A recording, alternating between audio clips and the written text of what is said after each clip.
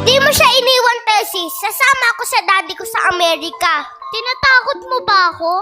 Hindi kita tinatakot. Sinasabi ko lang nararamdaman ko.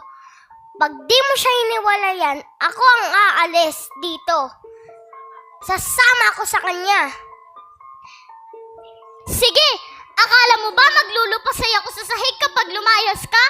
Matagal na akong nagtitiis dahil nandyan ka. Marami nang nawala sa buhay ko